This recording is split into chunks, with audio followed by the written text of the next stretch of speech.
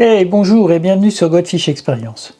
Nous voici dans un nouveau tuto montage de bas de ligne. Là, on va faire des bas de ligne méthode en nylon avec un cheveu en tresse. Vous allez me dire pourquoi le cheveu en tresse. Je vais tester ça pour voir si j'ai plus de souplesse au niveau de lèche. Par commodité, je vais utiliser un étau de moucheur pour monter mon bas de ligne. Ne vous inquiétez pas, les premiers bas de ligne que j'ai montés, je les ai fait à la main sans problème. C'est juste que là, c'est plus pratique avec l'étau. Vous pourrez voir étape par étape comment faire et ça me permettra de libérer les mains, que vous voyez mieux comment ça se passe. Donc là, c'est un hameçon QM1 numéro 8. Encore une fois, j'ai choisi un gros hameçon pour que ce soit bien visible.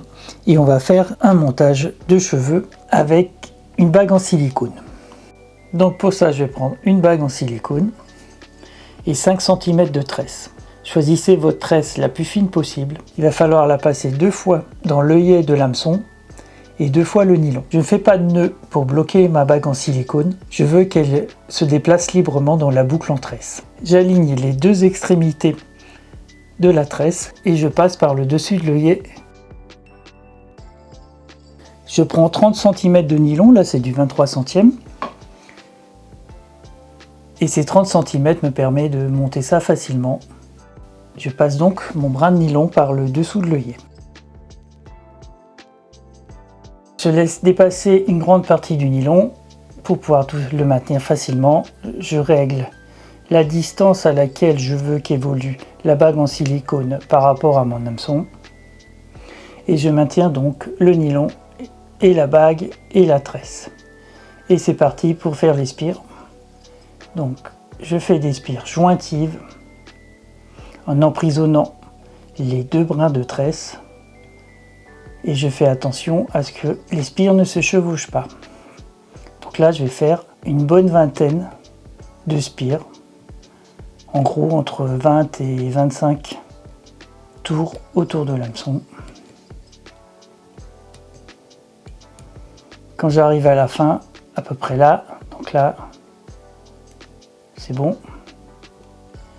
Arrivé à ce stade là, je bloque mon nylon et je coupe les deux brins de tresse. Alors je fais ça pour bien dégager le nylon, pour ne pas risquer de couper le nylon quand je vais couper la tresse. Alors je vous dis ça parce qu'au début ça m'est arrivé. Donc pour éviter ça, on procède ainsi. Donc il ne me reste plus qu'à repasser l'extrémité du nylon par le dessus de l'hameçon cette fois-ci. J'humidifie mon nylon et je serre bien les spires. Et voilà, le résultat il est déjà fini. Donc ça a été très rapide. Je prends mon hameçon en main.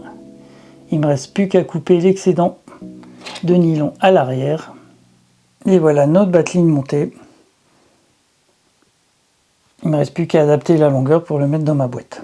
Voilà, si vous avez des questions, comme d'habitude, vous pouvez le faire par les commentaires, par mail. Et vous êtes de plus en plus à me contacter et me poser des questions sur ma page Facebook Goldfish Experience. Alors profitez-en si vous avez des questions.